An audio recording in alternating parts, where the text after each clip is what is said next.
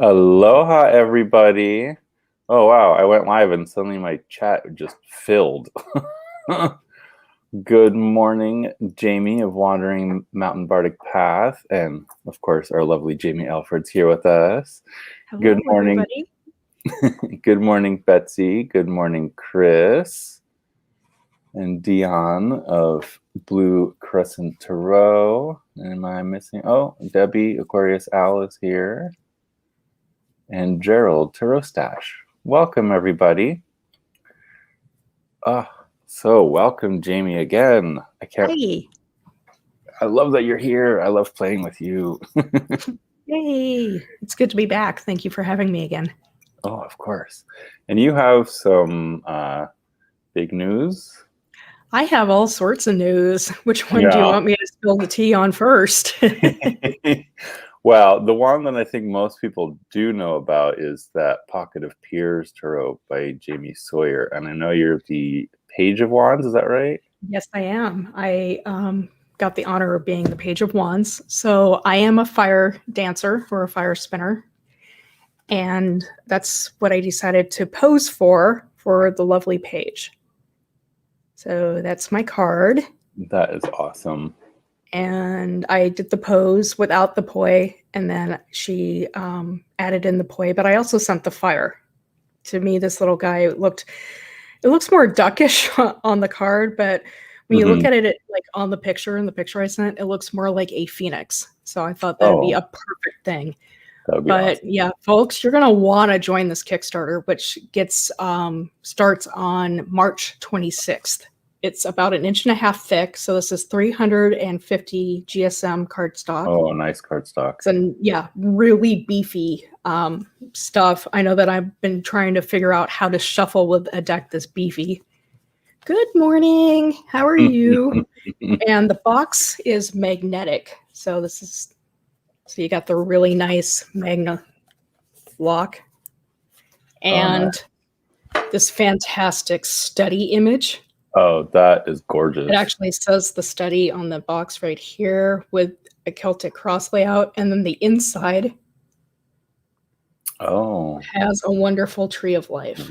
That's gorgeous. Yeah. And then I think Jaymi got that same image as a backdrop now, doesn't she? Yes. So Jaymi Sawyer has an Etsy store. Jaymi Sawyer 60 or 33.6. Yeah, 33.6. And she also has a Society 6 store, and she actually put the study image on a tapestry for her Instagram live backgrounds and backdrops and stuff. And not this Friday, but next Friday, I believe the two of us are going to be on her show talking about the Pocket of Piers and whatever else that I don't know, whatever creative stuff that we get into. Whatever things Jaymi's get into. we like, enable and drool over all the pretty shiny stuff. And I'm fond of saying about her work that I love it so much that I do a monthly tithe. So I visit her store, see what's new, see what I don't have, and buy something because it's just fantastic and fun.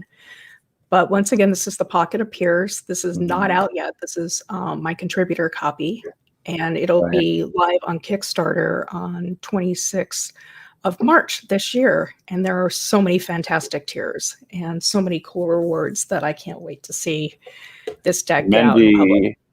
Hi, Mendy. Mendy says she missed what kind of cardstock. Jaymi said 350. 350 GSM, and it's matte, so matte finish on both sides. And that's me upside down. You Jaymi's got to stick together. Yep. All of us Jaymis have to stick together. We are legion. That's the one thing I've noticed is that we kind of tend to spill out and go everywhere. Yes, it is a smooth matte. So it doesn't really stick at all. It has that nice, finish to it, that nice little ASMR sound. But it's so thick. Fun for shuffling. It's hard for me because I tend to like decks. This is 1.5 inches thick. I tend to like Right. thinner cardstock. Like the deck I'll be playing with has some really nice matte finish cardstock, and I don't think it's 350 because it feels a little bit smoother than this. Although I could be wrong because there's less cards. Right. Yep. Right. Yep. Some of the other news that I have though is that last time you had me on, and we were playing with the Heaven and Earth Tarot by Jack Sephiroth and published by Los Scarabeo. Well, they've asked me to write the book and the booklets for his next deck. So this year, there's going to be a Viking-themed Jack Sephiroth deck. And it's called the Runic Tarot, and that'll be out again this fall. So I get to start writing on that today, and I'm looking forward to that. Yeah, I saw some preview pictures of that deck, and it's gorgeous. It's so Viking and just so kind of in your face, where I think there was a quiet strength to the Heaven and Earth, with it being more kind of a receptive vibe almost to me. This one is definitely like aggressive and just here.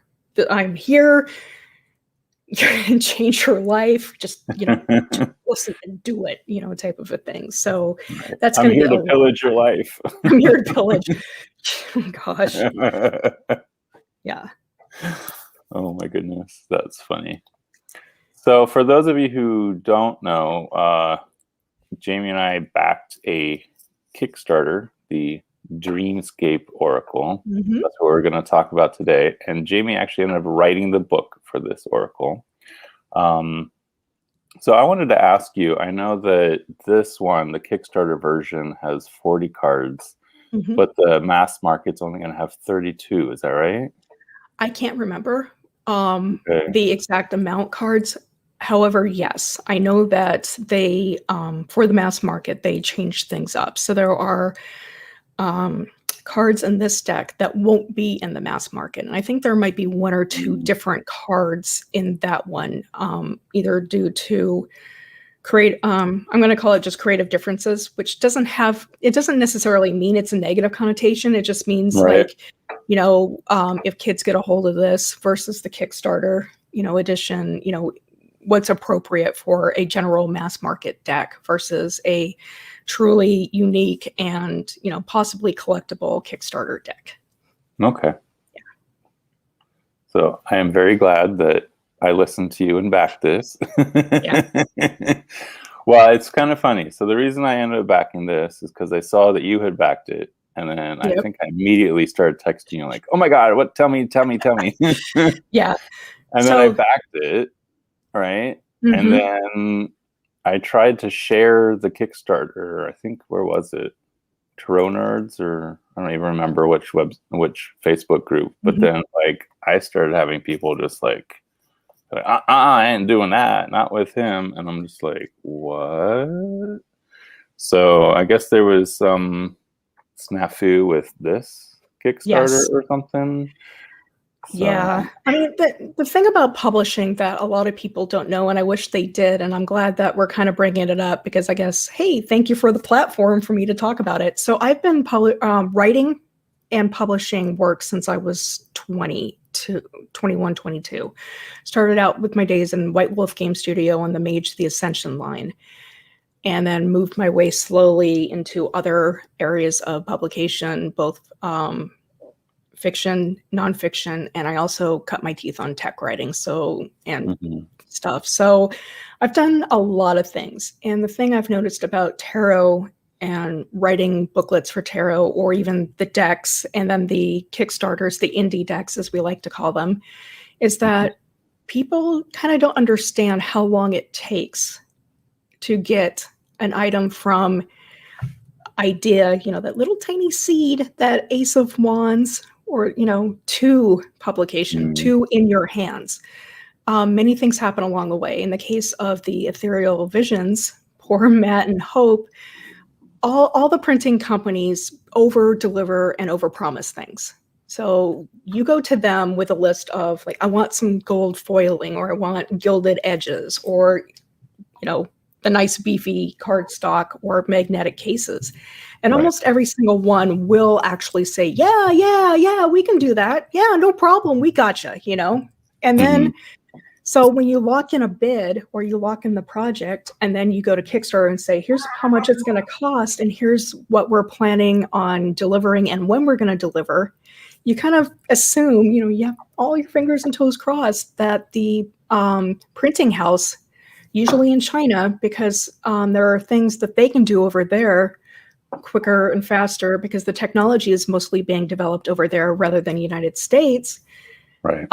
You know, that they will deliver. And then in some cases, when you actually say, hi, I got this money, here's the project, and here's all the files, they go, no, we actually can't do what you're, you know, trying to do. So that's usually the first step, is that people don't understand that, you know, printers, everybody wants the job, you know, everybody is overpromising things, and then they back out. And then in poor Hope and Matt's case, they ended up trying, you know, scrambling to find another printer.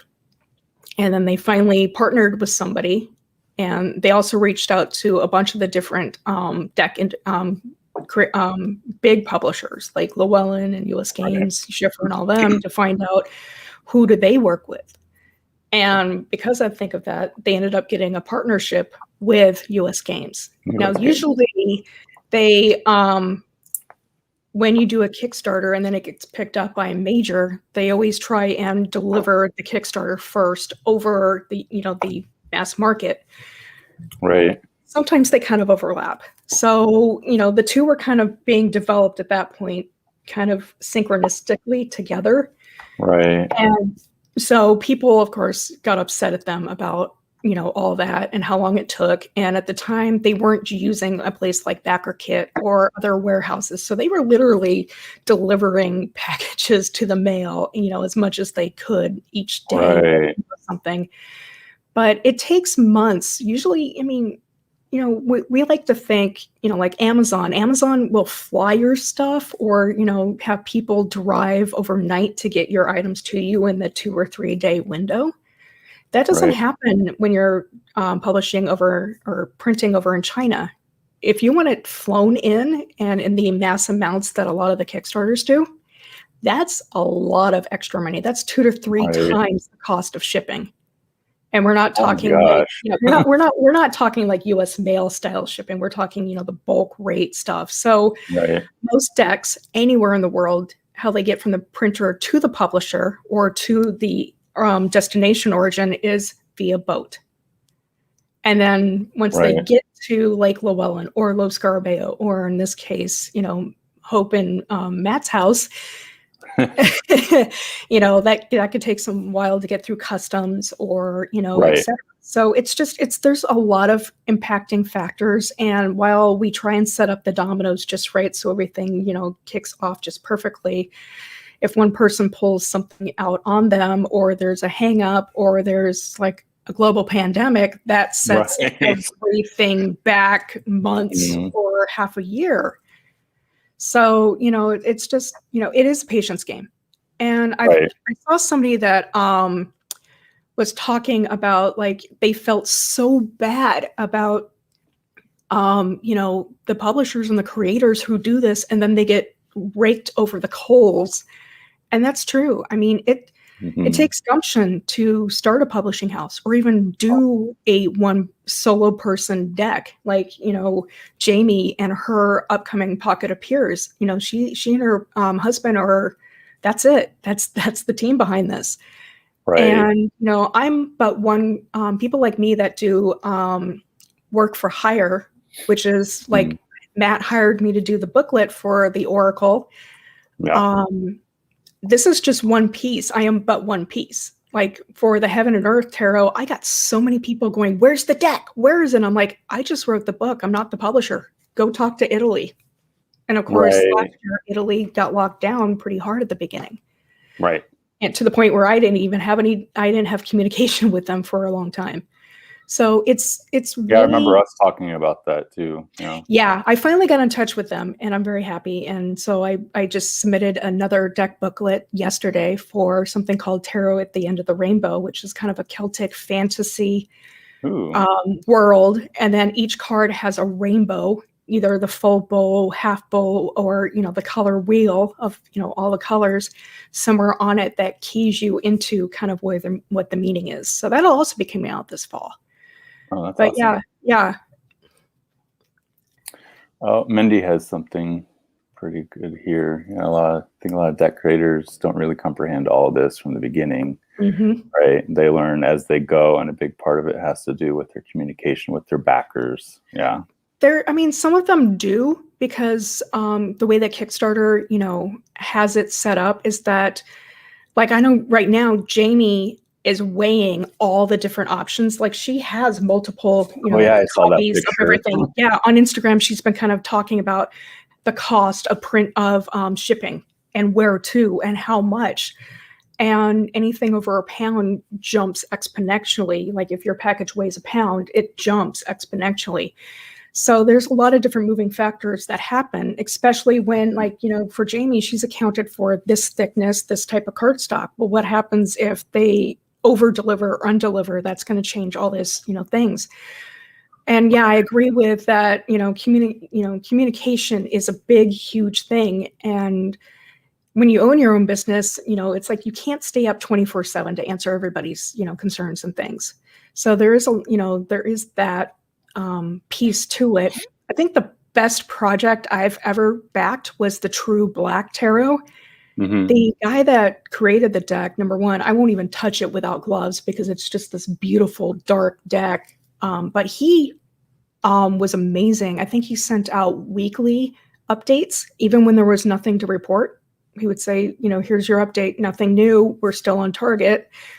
And every time he got a new thing, he would constantly communicate. So nobody got nervous, nobody got worried, and nobody went like, gimme, gimme, gimme, like some of the other, you know, Kickstarters that I've seen.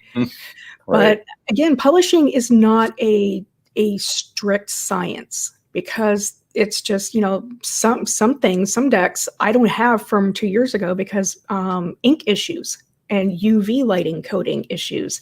And, you know, there's just so much science behind making a deck of cards or publishing a book that some of the general public don't even understand how this goes into.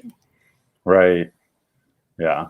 That's very important. And I almost gave in to the cancel culture to cancel my pledge, but I'm really glad I didn't, because this is a great deck. They are amazing people.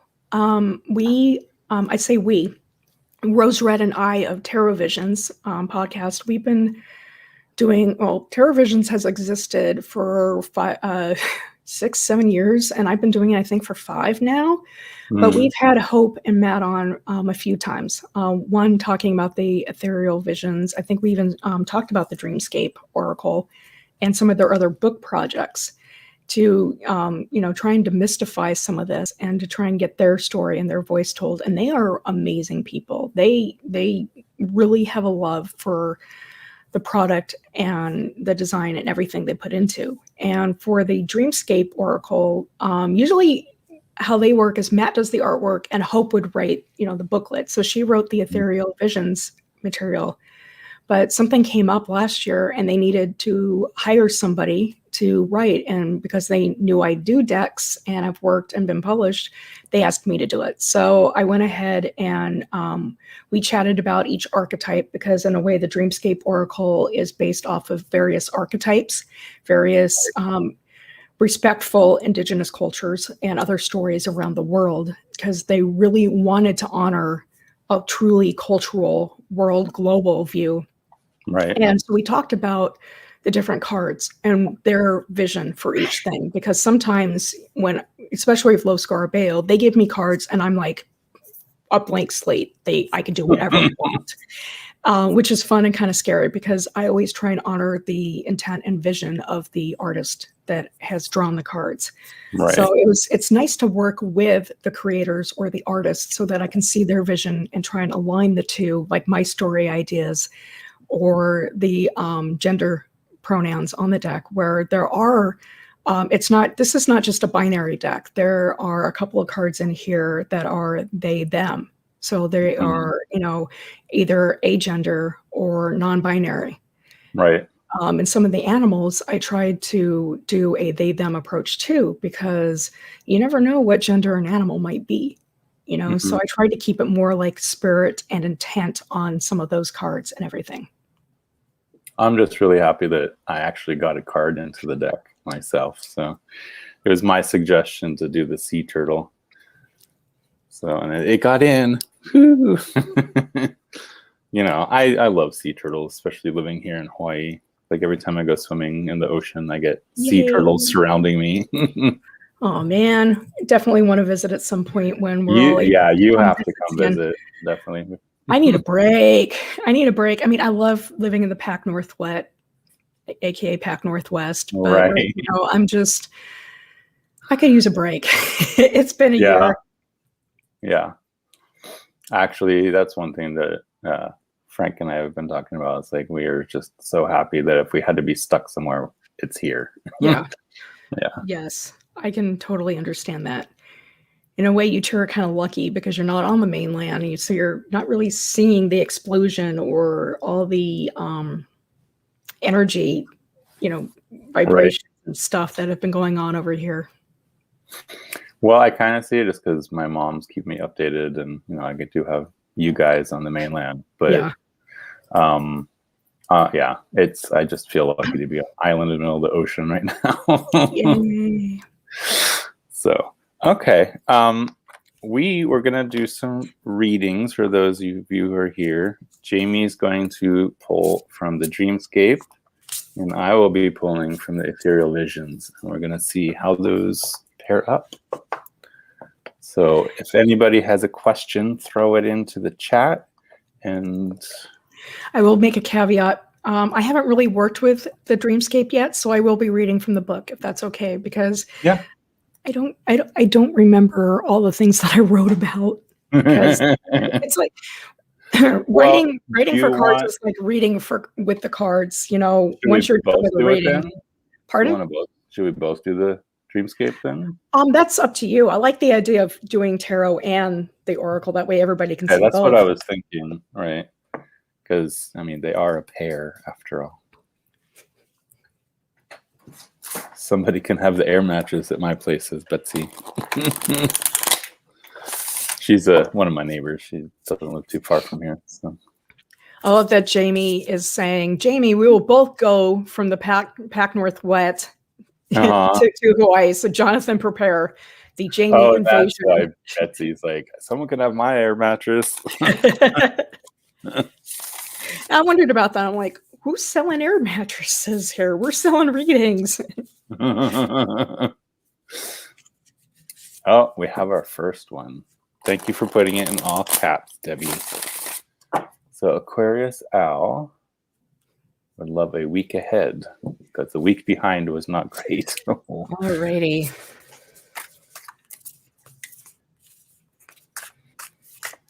Oh, I can hear the roosters. It's still dark out. It doesn't seem dark, but then again, you've got some good lighting. Yeah. I have probably like 1, 2, 3, 4, 5, 6 with the ring light. I know my lighting. Oh, interesting. Okay. Shall we show at the same time? Yeah. Ready? 1, 2, 3. I have the rabbit. The world. Ooh. I love the bling on these. Yeah. I mean, my lighting is a little, I'm getting the sunlight from Portland here, but it's definitely still the gold gilding. And I love that. Mm-hmm. These decks really just pair so well together.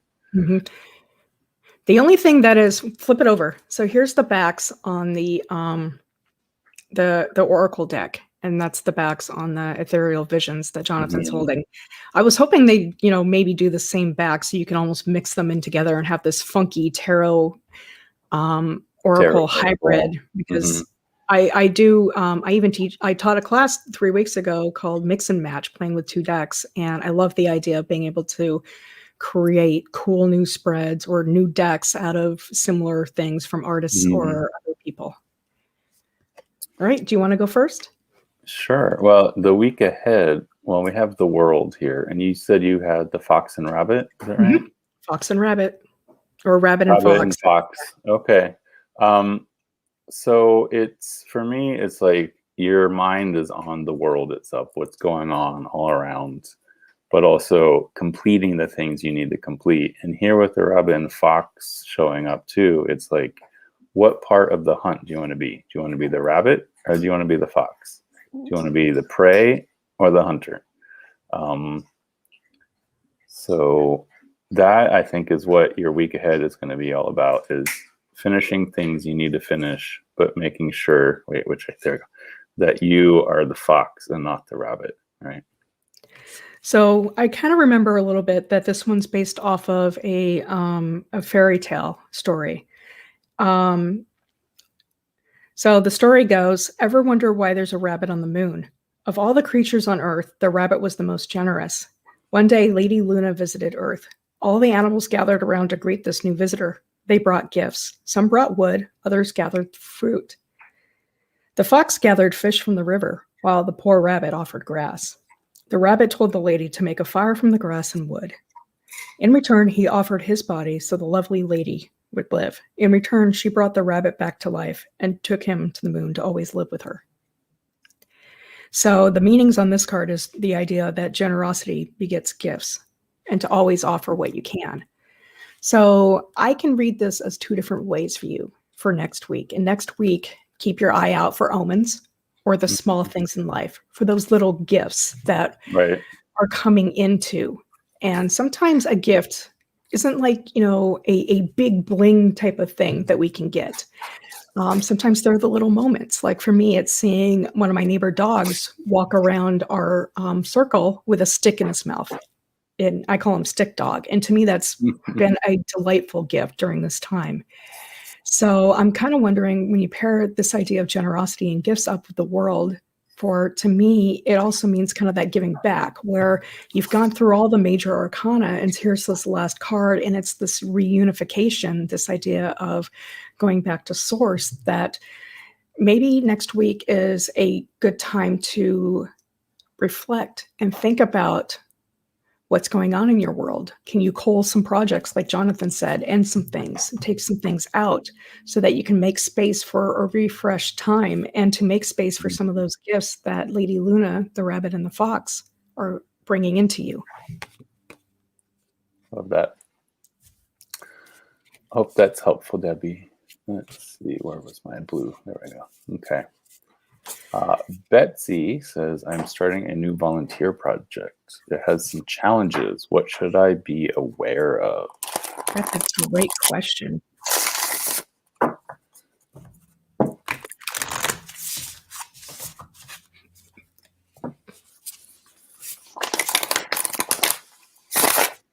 And thank you, Jaymi Kelly, for being an awesome moderator. She wasn't here last week, and I kept missing people. It happens. Being a one person show for anything, whether it's publishing or YouTube living, is hard. Oh my God, it's so funny that you're using your Leo cup. I almost pulled out my rabbit cup. I adore this. This is 20 ounces of liquidy goodness, and it's just fun to have. You know what? Hold that cup up again. It's about the same almost. Cheers. Cheers. Nothing like some quiet coffee. I'm just drinking some vitamin water this morning because I woke up way earlier than I expected. Oh, Betsy, we had a jumper here. Oh, there you go. You ready to hold them up? Yep. In 3, 2, 1. 8 of Cups. And the Seer. Oh, interesting.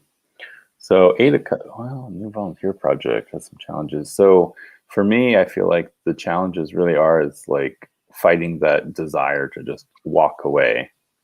And with that Seer, no, I always point the wrong way with the seer. It's also talking about listening to your guides. I know you have your guides talking to you all the time, little Miss Medium. So it's that listening to that inner knowing, that seer, right? You see things that others can't. And I think that is the thing that's going to cause you to want to just walk away, is something to do with that project, right? I say listen to your instincts, right? If you are pushed to walk away, don't stay. That's just what I'm getting from it. I love this seer card. It's gorgeous. It's an amazing, powerful symbol. And seership is also an amazing, powerful thing. And the fact that apparently you do have guides and you do talk to them, or they send you impressions, images, or even words, however you receive those messages, is key. I think that this has come up. I think they're trying to tell you something and you need to listen to them, because the meaning of this card is to listen to the universe, bring the dreams of insight, that you need to locate that balance between fate and free will. Right. So how successful is this project going to be? I know that there's challenges to anything, especially for volunteer projects, because nobody is getting paid. So it makes me wonder, the things that you are being need to be aware of is maybe the energy dynamics going on. Like Jonathan said, the Eight of Cups is definitely, there's something lacking, something missing. So, that person's walking away from what is known to what is unknown. Mm-hmm. So the question is, how important is this project to you? Is this your next breadwinning project, or is this something you're doing out of the passion?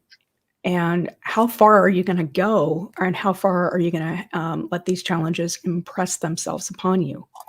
So yeah, definitely listen to your guides. Mm-hmm. And make sure that you have an out for when things get too hairy, things get too big, or the challenges get surmountable and you can't deal with it anymore. I'm looking to see if she said anything. Oh, she said it was gorgeous card. And then the Blue Crescent Tarot said, that seer is Betsy. I love that. Hope that's helpful, Betsy. Yeah. And then let's see, where is Jacob's question? Sometimes the chat jumps and I have to find things again. There we go. Because everybody's so talkative, which is great. It's so early, you all. Or I'm not sure where everybody is, but if you're on the West Coast, holy cow, it's early for us, isn't it? Mm-hmm. Yep. Even earlier for us in Hawaii. True. I know. I always tend to forget about how much earlier it can be in Hawaii. It's not, and you're no longer Pacific time zone. Alrighty. So I'm diving into some different things lately. What shall I be aware of? Focus on going forward. Ooh, these types of questions are what I live for in my private practice. How to get to those dream places. Right. Yeah. Okay. That one wants to come out.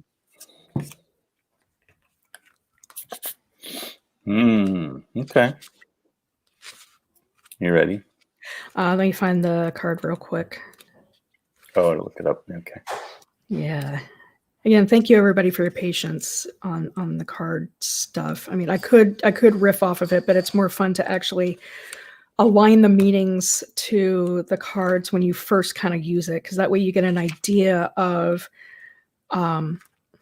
what is going on. And this card just does not want to come out. So I might have to riff on it. Oh, there we go. Finally found her. Betsy says passion project only. And That's yes, good. you will be trying to raise fundings. Gotcha. Mm-hmm. Okay. 1, 2, 3. The moon. And the scale. Ooh. Okay. I love that. Can we have you read the scales to us? Yeah. Okay. So the scale says, she holds the scales of justice delicately between her fingers. She weighs every spoken word people tell her in her presence. Each nuance, each word choice petitioners make gives their position away. Determining right from wrong takes an intricate skill. Not everyone can do what she can do. Flowers decorate her hair, showing the beauty that happens when the scales pass judgment. Her golden clothing matches the small scales dangling in each hand. If you look closely, one seems higher than the other. And it does. It's just my hands are balanced. My hand isn't balanced. Well, you can also see it in the hand Yeah. and the filigree behind. Yeah. And did the results bring positive or negative outcomes? Only history will tell. So this one is all about listening to what is going on in the situation and to make a decision that benefits your world, to bring proper judgment back to the world. So Which fits perfectly with the moon. Yeah. So knock those scales off your eyes, as they say, right? Yeah. Literally in this case. Well, and don't let your illusions cloud the truth, is what I'm getting from this duo here. For me, it's in a way going deeper. Mm-hmm. So if you're diving into different things, that's going to bring up your shadow side a bit. Right. So, you're going to be faced with, all sorts of stuff bubbling up. Like for me, whenever I start a new project, yes, I've been writing for a very long time. Some would say my entire life. But every time I start a new project, it can take up, depending on what comes up and how the project wants to be, I can jump into it right away. Or like yesterday when I had to when I was still working on the LWB that I was working on, the Little White Book, it took me 7 hours to finally hone in and figure out the voice of what that deck wanted. So that's a shadow side to, Right. a process. So if you're diving into different things lately, it's going to bubble up some of that shadow side that the moon illuminates and brings up.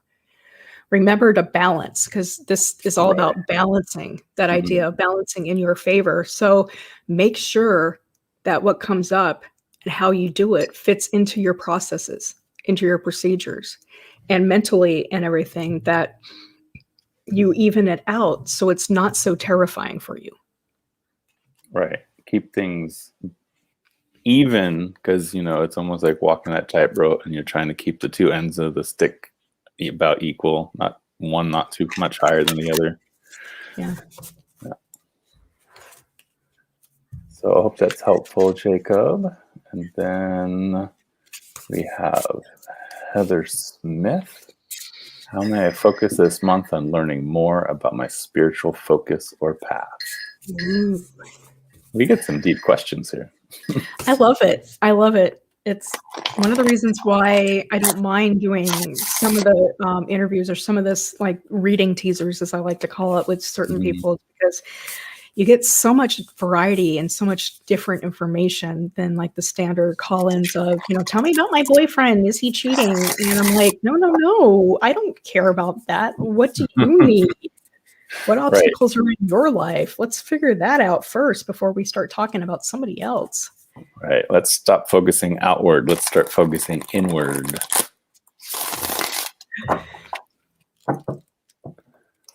So let's see.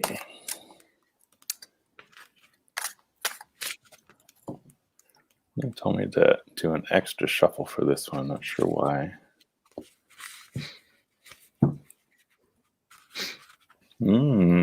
Okay. You got mine. You ready? I got mine. Yep. 1, 2, 3. 2. 6 of Cups. Balance. Oh, more about the balance. We're getting a lot of the balance. Yeah. One of my favorite aspects of that card is the way that their hands are creating a yin-yang symbol. That's just amazing.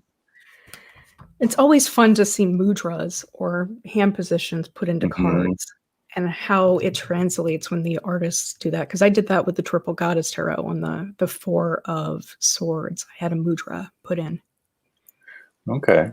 I'll have to go back and look at that again. So 6 of Cups with balance. This is, especially when talking about your spiritual focus or path, it's like, yes, it's great to learn new things, right? But don't forget the things you've already learned. You have to integrate them, balance them. I took part in a Native American ritual, and during it I was taken by spirit. One of the things that came out that like the whole circle really loved was somehow these words just came boiling out of me, and it was keep your innocence and wisdom balanced. So it's like okay, don't be so focused on like being the wise person that you forget how to be innocent too. Tap into that innocence to gain wisdom, right? So what does the book say about balance? Well, this is one of the funner cards because this is one of those agender cards. This is a non-binary personality. The idea of a binary is human concept. We contain both one and another inside our genetic makeup. Balance sits outside of this duality. They follow their vibration, their own story. They can often be positive, revealing the good which sits inside us all. They can also be gloomy as they give in to the dark emotions which lie feral, waiting to attack. Balance sits somewhere in between. They know what it is like to carry both sides. Balance blends the best and the worst, presenting us all with a new opportunity to experience the whole of creation. So I'd almost say there's a homework behind this in one of the meanings that I wrote, and I'm losing my hip plates. One of the meanings that I put in the book said, look for the positive and the negative. And to, as we've been saying, like temper your emotions. So in a way, your spiritual focus or path can be trying to figure out what balance is for you. As we've been saying throughout the entire thing, every time I've been pulling a card, and I'm kind of wondering if all the cards I've been pulling with the balance have been trying to tell me, yeah, work-life balance. I need to, bring the scales more harmony. But for your path, it could be trying to find those moments of a silver lining in what's going on in the negative, or vice versa. How is this positive event taking away or detracting you from other things? So maybe go deeper into, like if I look at the 6 of Cups, it's also about nostalgia, looking to the past as well. So maybe think about how your choices and decisions have shaped you to who you are now, and how over the next month you can learn how to integrate better processes and procedures into focusing on what type of a person you want to present in the world, or to yourself, or to the gods and goddesses, or whoever your path is shaped around, if there is a being shaped around it. Right. I love how much we're getting balance. That's the thing about doing like event style readings, whether they're like here quick one draws or in person for over hours. There's always this weird theme that kind of develops. And it's that theme that sometimes I feel like as a reader, I need to take on, like, oh, this is what the cards are telling me to do today or something. So yeah, when we're done here, I'll definitely think about balance and harmony and trying to find that thin line between all the projects I have going on. Right. So thank you, Heather, for bringing the question. We have Blue Crescent. I would love to know how to best protect my family and set boundaries where they are needed.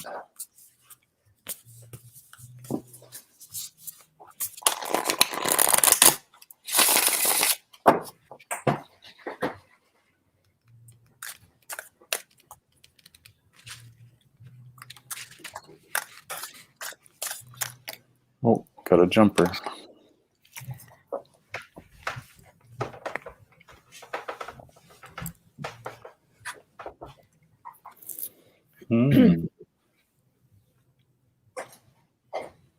It's interesting. Okay. You ready? Ready? Yeah. 1, Three. Okay. 2. 1, 2, 3. I have the crown. Pentacles. Oh, Page interesting. Pentacles and the crone. Wow. Okay. I have to sit with this one for a sec. Well, this one, especially about protecting your family and setting boundaries, it's like it's the page, right? So it's the start of this physical protection, right? And it's just the way that they're contemplating that pentacle, it's like you're really trying to think about how you can close the circle. That's just what I'm getting from this. And the crone thrown in, it's like, I feel like almost like you need to embrace that crone energy in order to close the circle. I love to hear more about the crone because I'm forgetting the story behind it. This happens to be Baba Yaga. Oh, okay.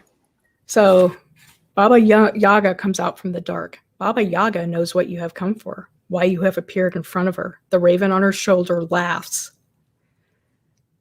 Beads clink and clank from her braids. You lean over and tell the old crone what you want, what you need.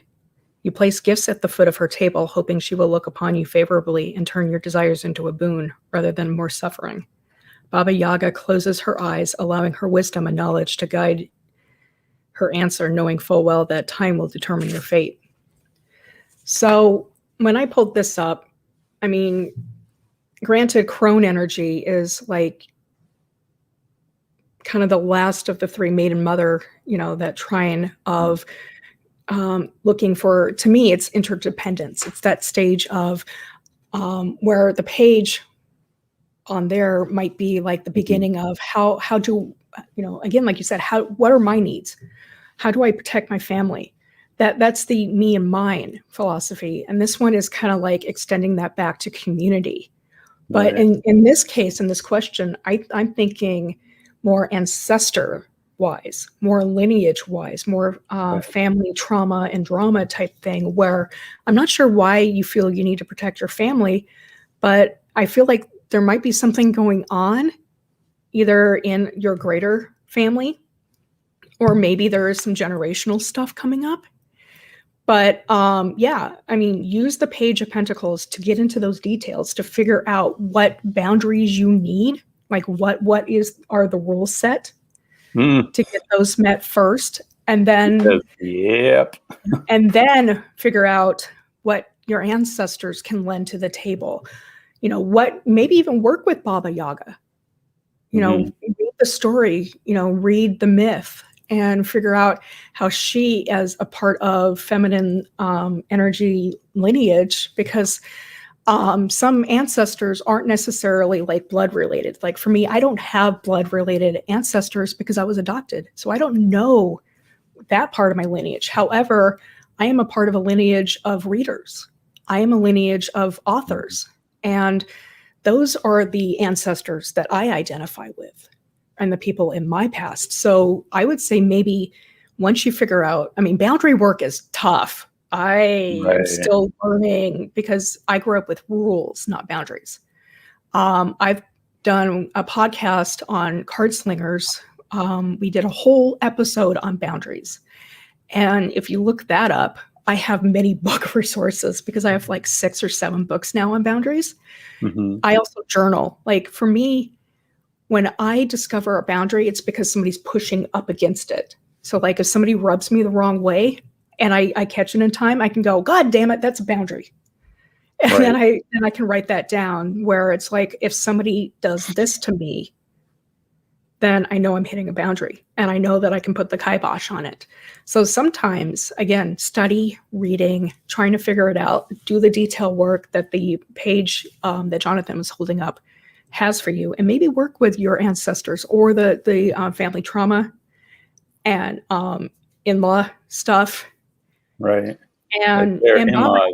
Yep. Yeah.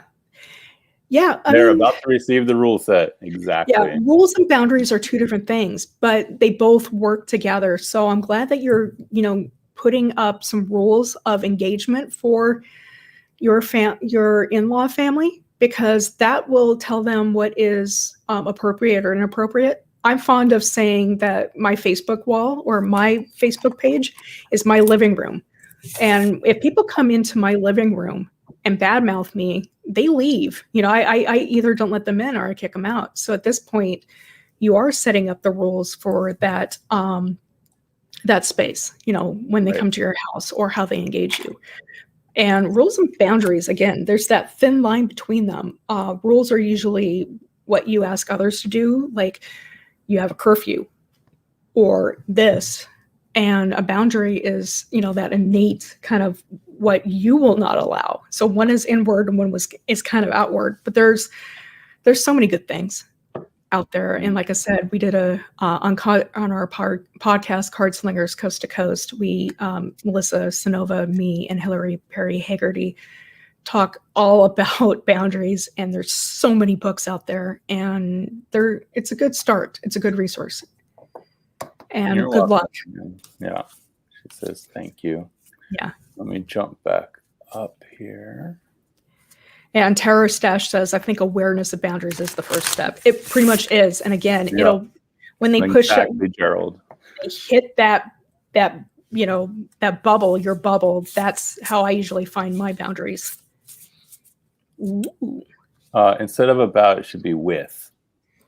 What is the upper level energy with my new writing project? Okay. Oh, Betsy's gonna laugh. Trash truck is here. We have an in joke because she's here, just like a few blocks away, and it seems like every time that we do our readings together, the trash truck shows up, and then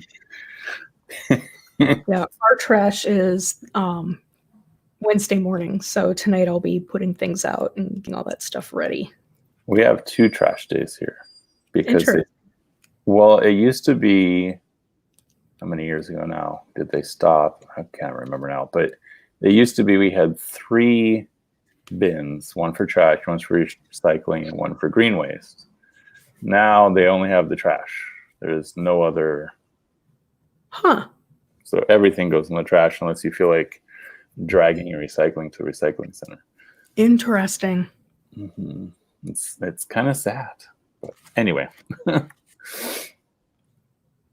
So Jaymi wants to know what is the upper level energy with her new writing project. I got a major for her, so I got a fun one. Oh yeah, do we really want to? Well, I was going to say, do we really want to share this with her? I mean, does she really want to know? I think she does. Like you two are being so mean to me. Stop it. Alrighty, ready? Go. The Lovers. The Horn.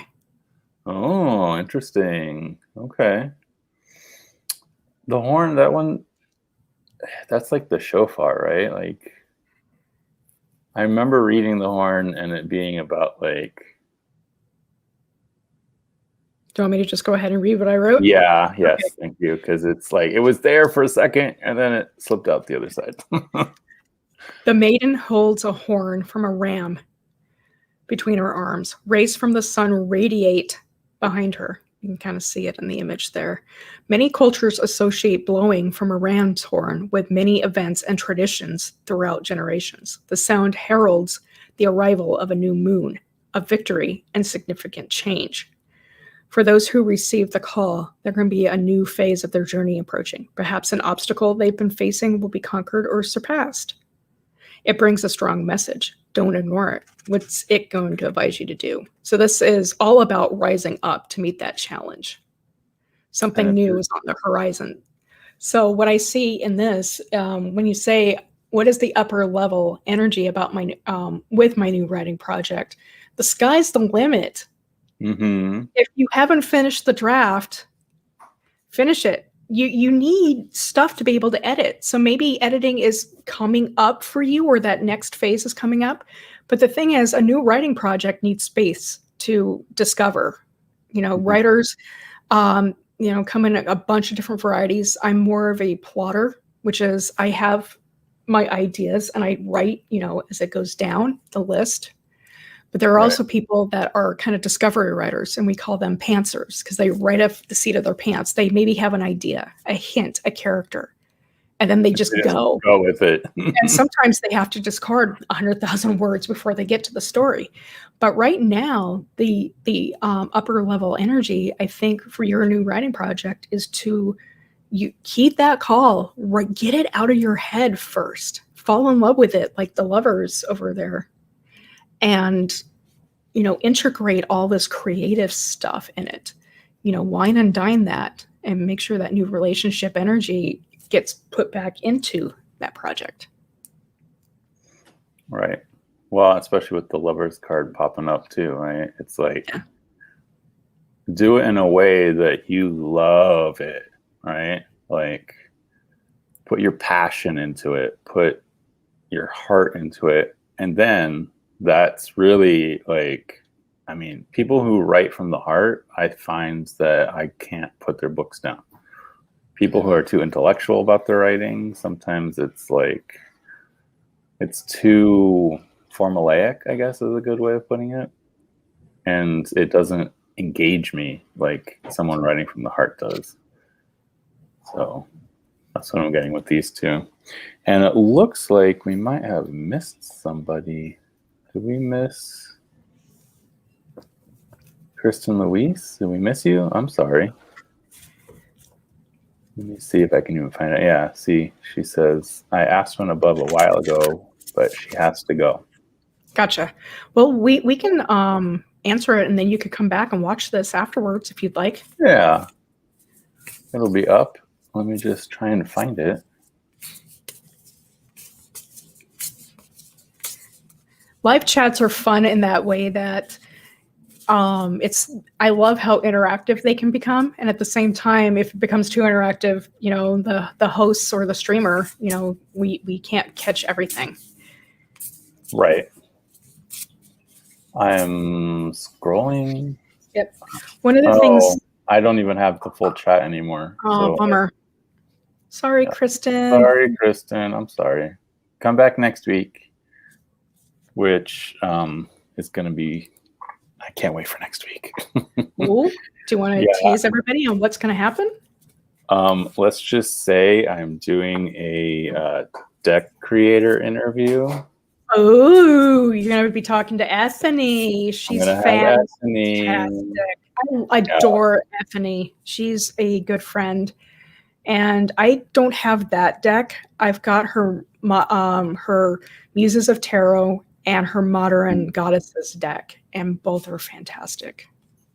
So yeah. This is actually her first deck, and it was a gift by our lovely Jaymi Kelly. Thank you. Aww. I love you too. Hey, Jaymi. Yeah, it was my Christmas present. So. Aww. Yes, it's yeah. Ethany has fun stuff. I don't have kids, so I'm like, when they do stuff like that, I'm like, oh, what happened? Oh, that's him trying to wake up and him like ing because he just woke up. So should we do one last reading for the group, like energy for the group for the coming week? Sounds fantastic. Get everybody hyped and ready for Ethany next week. Yes, I'm still looking forward to that. Okay. Oh, Justin came in. Hi, Justin. Hi, Neem. Oh, and hi to everybody that I may have missed while we were busy chatting. It's just us doing a show. Jaymi says she just went through the whole chat, didn't see Kristen's question. So, okay, maybe she just asked to ask a question, but then didn't actually put it in. I'm not sure. Neem's funny. She says, Ethany. She does bring the hype. Yeah. Energy is infectious. It's true. Yeah.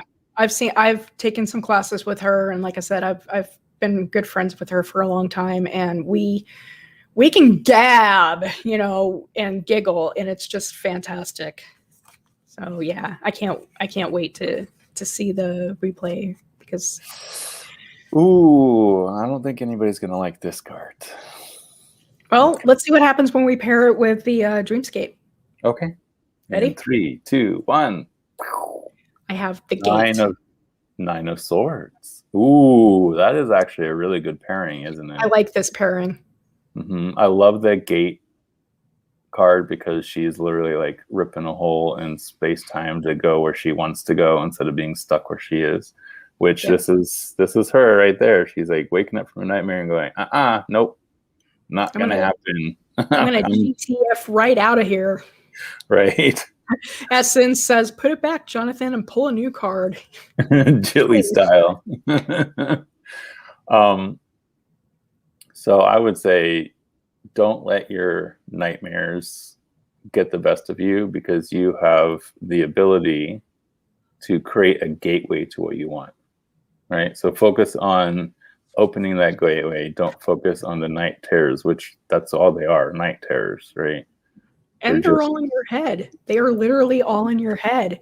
Granted, we can't do the Mist style portal where we touch a book and go somewhere else just yet, but gateways and portals exist. Stepping through your front door to get out of the house, for lunchtime to go on that walk, or diving into a new fiction book, or even a nonfiction book, or opening up a new deck, all this creative stuff or all this fantasy world stuff is there to help us enjoy and remember what life is worth living. And, we're always going to have those issues, that in the head stuff, worries and whatnot. Like I said, I tend to worry a lot, but I always have things like new decks that come into my life that I can portal away from. These are a couple of review copies of Llewellyn decks coming up, a new Oracle deck by Nick Bantock, the Archeo, and then my good friend Pamela Chen's first published her first Llewellyn deck called The Witch second deck, right? Yeah, it's her second. She did a indie Kickstarter for the Crystal Unicorn. I have one. But your decks are portals. This is happy stuff. This is, that can take you away and help you get out of your head, get out of all the worry space. Yes, I know, Nick Bantock. And I'm like, this is, yeah, I can't wait to start playing with it. When does that one actually go public? The Archeo comes out April this year. So the US release is in April of 2021. In the UK and Canada, May 2021. And it'll be $25 US and $34.99 Canadian. But yeah, I guess this deck has been just a long time coming as I'm reading some of the paperwork that came out. Right. Yeah. He wanted to expand the concept of archetypes, creating a new cast of characters. Like this came straight from some of the stuff with Griffin and Sabine. So if you haven't read that, please do. It's an amazing, fun, interactive fiction type story where you pull letters out of pockets, and his art is just fantastic. But it kind of, again, I'm sure kind of a little promoting or, my publisher, but to me, it fits into what we're talking about. When we over worry and we have those night terrors and all those anxieties, we forget about the little joys that come into our life. Like I mentioned to somebody earlier, look for those gifts. Look for, right now it's kind of sunny outside. I don't know how warm or cold it is, but we have this lovely sun. So look for these small gifts. Look for these portals that can take us away. And it's daylight now here instead of pitch black outside. So yay! Right? We pass through the portal of night into day. Yep. Waking to dream and dream to waking. We are at the hour, so I want to thank you, Jaymi, for coming on again. It's been a blast, and my little son wants to put his 2 cents in. I'm trying to get him to do a live unboxing of the Young Witch Tarot. Ooh. Are you going to do it? He just giving me eyes. They're good with that. He when he's ready, he will get on live and talk. He's like, wait, just wait. I'm like, okay, but I got it for you for Christmas. Well, when he's ready, he will. When he's ready, yeah. And it's his first Turo deck, so I think that's so also awesome. Intimidating. Heck yeah. I mean, the one thing I like, though, about putting decks, Oracle or Tarot, into little kids' hands is that the meanings or what they see are just so pure and so raw that it's, they grok it better than we do, even the experts do, because they don't allow preconceptions and anything come into place. They just pick it up and they start telling stories. And then it's like, okay, I'm hanging it up my shingle and just stepping away. You can make the money for me, Right. Well, and he's been so curious because I've been doing this, and he sees me doing the YouTube thing, and I have quite the collection now. So, So again, thank you so much. Thank you everyone in chat. Thank you, Jaymi. I think she might have left. She said gotta run. Here we go. She's got a message for you too. Aw, yes. Yep. Yeah, you guys will have to come out here. Yep. We will figure out how to get the Pac North wet contingent out. And one of these days, I swear I'm going to be at Newt's. It'd be fun. It's the Northwest Tarot Symposium. We're not. They're not hosting one in 2021 because who knows? Nobody's doing anything in 2021. Oh, there are people that are doing virtual conventions, like StarCon was virtual, and that was a lot of fun. They invested in a virtual platform that allowed for chat, kind of like live, like we are now, as well as some breakout workshop type things where people can talk on their videos. And they had vendors where you can actually look at product, but they'd have discount prices where you could go to their website. And it was a little bit more interactive than I expected. And it was a pleasant, happy surprise. So virtual might be the way that I think it should go. So everybody can be safe for at least next year. But there is stuff going on out there. There are meetups, Zooms, etc., all virtual right now, that if you want to gather with other tarot and oracle divination peeps, you can. Plus plethoras of podcast. Right. Well, and I think there's Sasha Graham still doing her Tuesday Zoom meetings too. She was doing that for a while. I don't know. I know the tarot school is back to doing Monday nights. They're doing Monday night things. Jenna Matlin does her Zoom events. And let's see here. I mean, for me, Monday and Tuesday nights, I tend to record podcasts. So releasing staggering every other Friday. So Terra Visions and Card Slingers to hear me babble on more about cards and the divination world, and occasionally interview people as well. But yeah, it's a fun tribe. Yeah, definitely. It's a fun little job to be a part of. So, and I don't know. Okay, so I got Ethany next week, and 2 weeks from now, I'm not sure what's happening yet. I might have Amber of Lavender Moon coming. I need to touch bases with her. And then our fourth Tuesday, we're going to have Betsy in, as usual. I'm on her channel every second Thursday, and she's on my channel every fourth Tuesday. So that's awesome. Yay. So until next time, aloha, everybody. Have a good week.